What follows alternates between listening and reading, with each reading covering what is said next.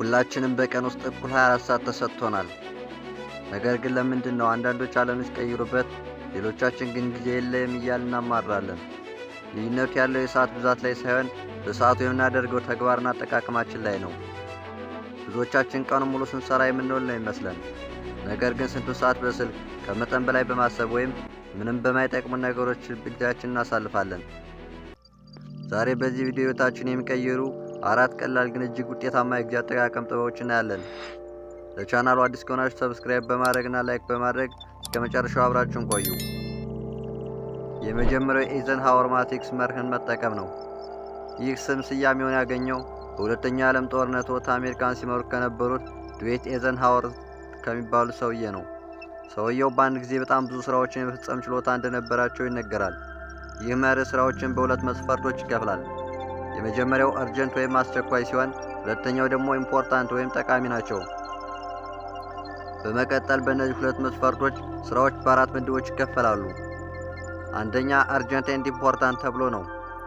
ይህ ማለት ጠቃሚ ወይም አስቸኳይ። የመጀመሪያው አርጀንት ኤንድ ኢምፖርታንት ወይም አስቸኳይና ጠቃሚ ወይም አስፈላጊ ተብሎ ነው። እነዚህ ስራዎች የግዴታ ሆኖ መደረግ ያለባቸው ስራዎች ሲሆኑ ካልተሰሩ ግን ችግር የሚፈጥሩ ናቸው። ለምሳሌ ጊዜ ገደብ ያላቸው ፕሮጀክቶች፣ ድንገተኛ ችግሮች ወይም ሌሎች አስቸኳይና አስፈላጊ ተግባራት ናቸው። ሁለተኛው ደግሞ ኢምፖርታንት በትኖት አርጀንት ነው። ይህ ማለት አስፈላጊ ነገር ግን ለአሁን በጣም አስቸኳይ ያልሆኑ ተግባራት ናቸው። በዚህ ምድብ ውስጥ ስፖርት መስራት፣ መጽሐፍ ማንበብ፣ ሪሌሽንሽፕ ወዘተ ሊሆኑ ይችላሉ። እነዚህ ስራዎች ምንም አስቸኳይ ባይሆኑም አስፈላጊና ጠቃሚ በመሆናቸው ስኬጁል በማድረግ እና እቅድ አዘጋጅተን በመስራት መጠቀም አለብን። ሶስተኛው አርጀንት በት ኖት ኢምፖርታንት አስቸኳይ ግን አስፈላጊ ያልሆኑ ተግባራት ናቸው። አላስፈላጊ ስልክ ጥሪዎች፣ የማያልቁ ስብሰባዎችና ኢሜይሎች በዚህ ምድብ ውስጥ ናቸው። እነዚህን ተግባራት ለሌሎች መስጠትና ጊዜውን በአግባቡ መጠቀም ይችላሉ። አራተኛውና የመጨረሻው ናይዘር አርጀንት ኖር ኢምፖርታንት። ይህ ማለት አስቸኳይ ያልሆኑ ጠቃሚ ያልሆኑ ነገር ግን ጊዜያችሁን በከንቱ የሚጨርሱ ልማዶች ናቸው። ያለ ዓላማ ሶሻል ሚዲያ ላይ መቆየት፣ ቲክቶክ፣ ኢንስታግራም ስክሮል ማድረግ፣ ሱስ የሆኑ ጌሞችን በአጠቃላይ ጊዜያችሁን ከመጨረስ ውጭ ለእናንተ እዚህ ግባ የሚባል ጥቅም የላቸውም።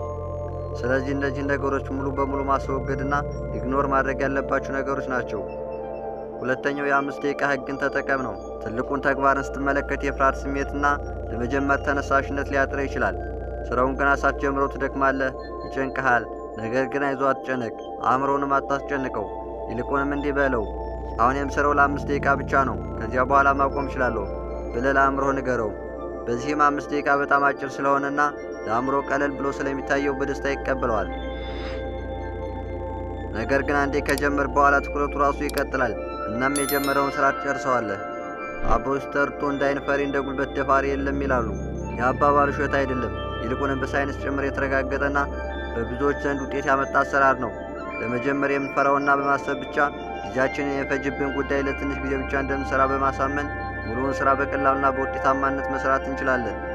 ይህን ህግ በየቀኑ በየትኛውም የሥራ ዘርፍ ተጠቀሙበት። ሶስተኛው በቀን ለተወሰነ ጊዜ ስልክህን ከአንተ አርቅ የሚል ነው። በአሁኑ ጊዜ የብዙዎቻችን የጊዜ ቁጥር አንድ ጠላታችን ስልካችን ነው። በየትኛውም ጊዜና ቦታ ስልክህ ካጠገብ ካለ ከጊዜ ብክነት ጋር ውጊያ እየገጠመውና አትርሳ።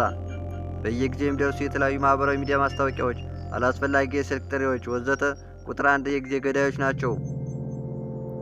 ስለሆነም ስልክህን ካጠገብ አጥፋና ቢያንስ ለ30 ደቂቃ ያህል አእምሮህን ለማራቅ ሞክር።